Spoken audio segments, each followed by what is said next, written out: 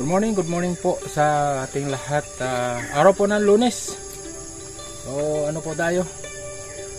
Rescue natin yung ating pong mga ano dito. Mga tumba, tapos nawala ng mga dahon o tumagilid. So pinatayo na po natin. Tapos ngayon po ay lalagyan natin ng dagdag na lupa. Nilagyan na rin natin pataba. So rescue po natin ano? So yun po, salamat po sa bawat isa. Shout out po sa lahat ng mga dumalaw sa aking pumunting channel at nagsuporta sa Kambal. Ano po, napatuloy po natin yung pag-suporta. Meron po tayong kaibigan.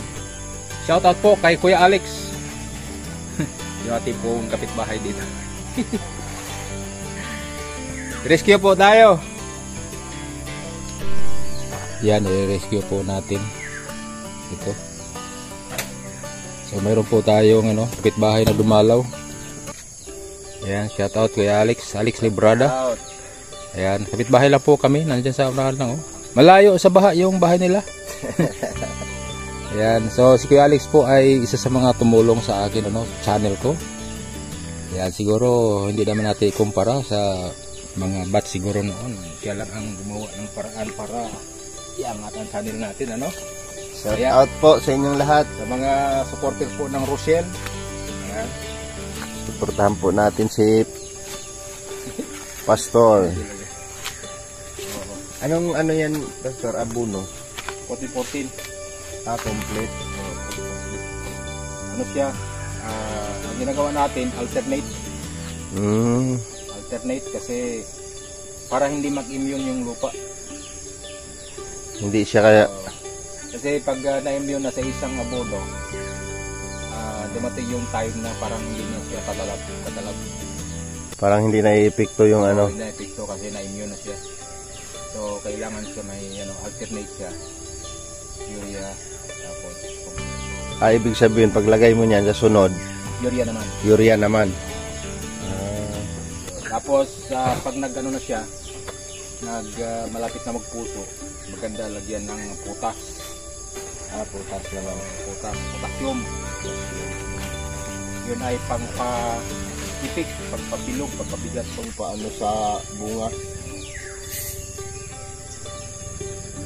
Yan, na-rescue din niya yung yung saging niya. Pero mga ganyan, makaka-recover pa yan. Kasi hindi pa yung talbos niya.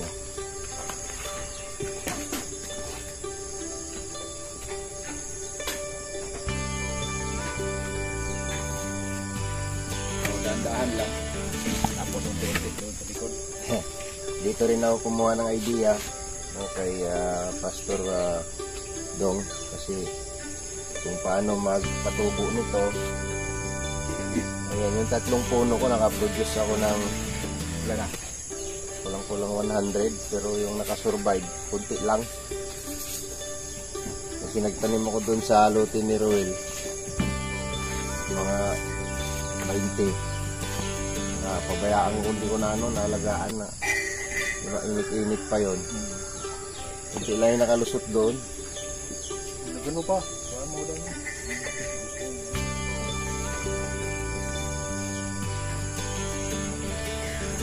Kaya nag-isip ako doon sa sa tarom. Ito yung itatanim. Kapag kadinaanan ng bagyo, bantang masyado. Oo. Harap dagat. Tapos pagka nagkaroon ng sakuna ng ganito disaster, dismaya lang tayo pagka ito nga, cover na nga ito dito. Tapos pa rin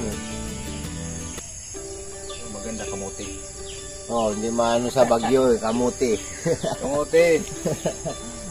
Pag hindi magdala ng asarol, hindi pero yung yung balanghoy, yung tanim doon sa gilid ng bahay, tumba. Pero nalaman namin na may laman pala siya. Maganda. Dahil sa bagyo. Isipin niyo po yung lakas ng bagyo, tumba yung puno ng mahogany. Bali sanga ng rambutan. Yan, titigas na yan. Saging pa kaya na ano. Dito mga 3 puno ng mahogani. Yung isa natumba, yung 2, kung hindi lang nakasandal, Tumba na rin. tumba na din. May lamat na. Oo. Pag maliit pa pala, dito lang siya banda sa puno. Oo. Kasi ang ugat niya nandun. Pagka mga ganyang edad na, ganyang kalalaki na, Lawak-lawak na. alternate mo na lang yung urea at saka complete. Ano ang pag-apply nito, Pastor? Ano, every Yung ano, week o ano? yung complete, pwede siya monthly. Monthly. O, kasi yung complete, matagal siyang natunaw. So, matagal din siyang pag-absorb. Ako, yung ano ba, yung epekto niya, Oo. medyo matagal, kaya pwede siya monthly. Yung urea kasi, pagbasa ang lupa, sisip ka agad dun. Kaya nga, pag lagay mo, tunaw ka agad yun, no? Pinabukasan. So, after 1 month, baka naubusan siya ng sisipin. So, dapat, ano siya, week,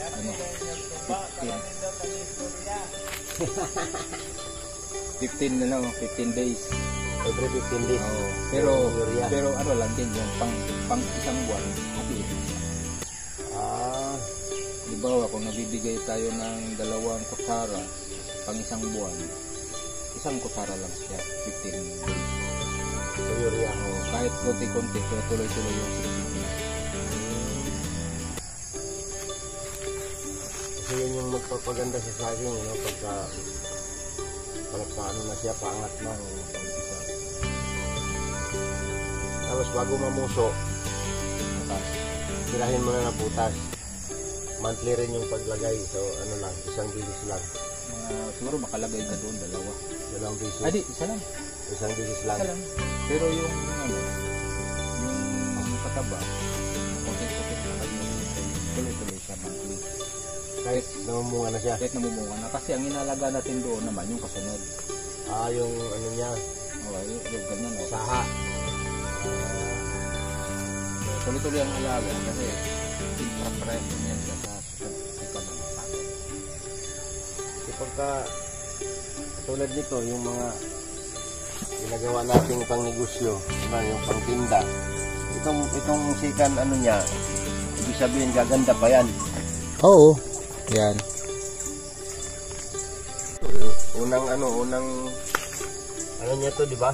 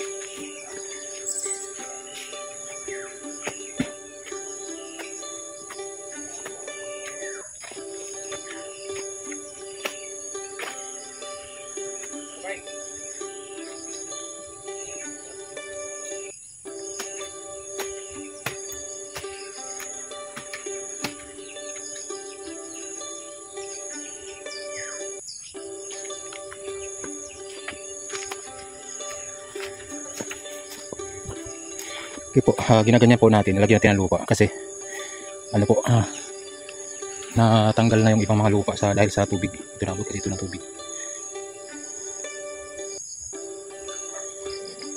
So yun po, para po ay yung ugat niya ay makakagapang pa, kasi kung lalabas yung ugat niya ay wala namang lupa, hindi po siya maganda. Okay po, so thank you.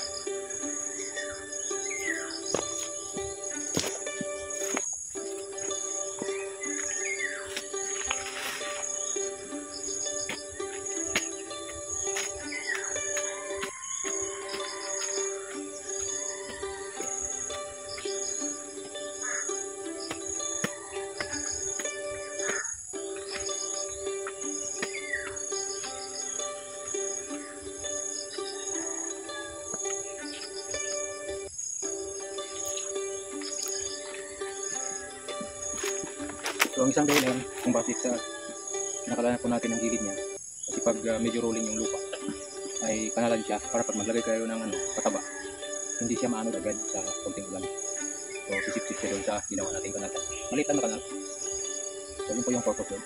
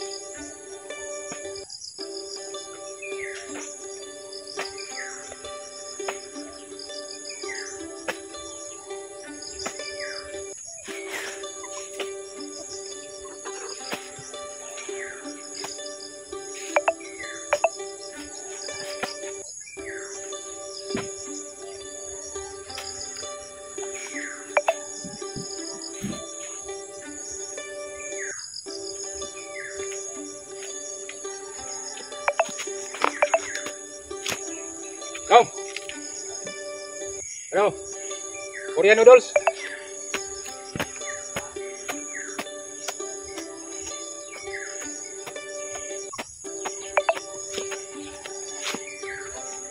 Korean noodles.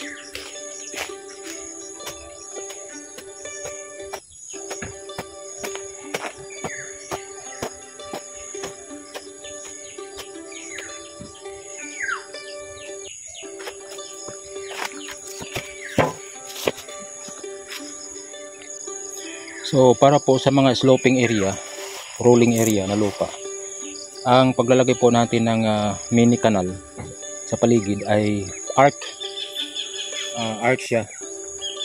So katulad nito, dito lang siya. Kasi dito, paglagyan mo yan ng kanal at lagyan mo ng pataba, iaano lang siya. So ganyan, may kunting kanal. So ganyan lang po ang paglalagay ng pataba. So unti-unti na siyang dumistansya, mga 2 dangkal na siya. So 2 dangkal na siya. Pag maliit pa, mga 1 dangkal lang. Pero pag malaki na siya, katulad nito, mga 2 dangkal.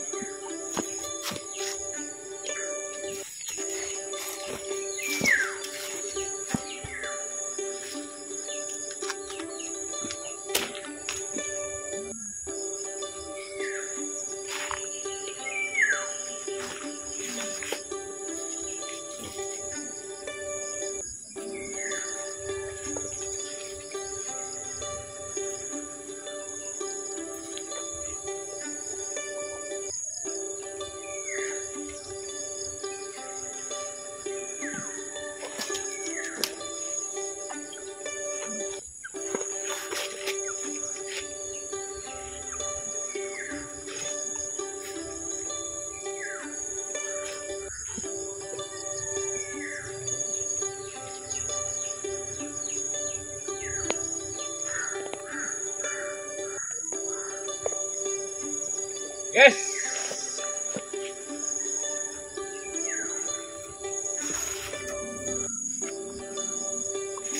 Babaliin talaga ng puno yan. Paglaki ng bunga.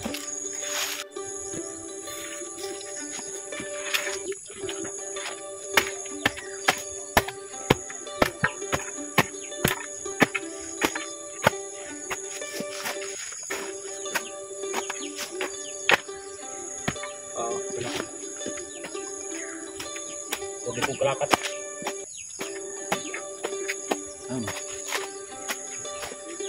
Kaya lakad ito.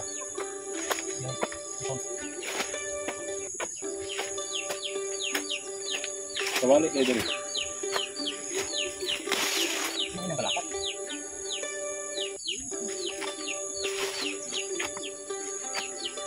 Ang kalakat ito. Nipis. Ha? Nipis. Bubuhat yung kawali ko na ko. Kaya lang ko.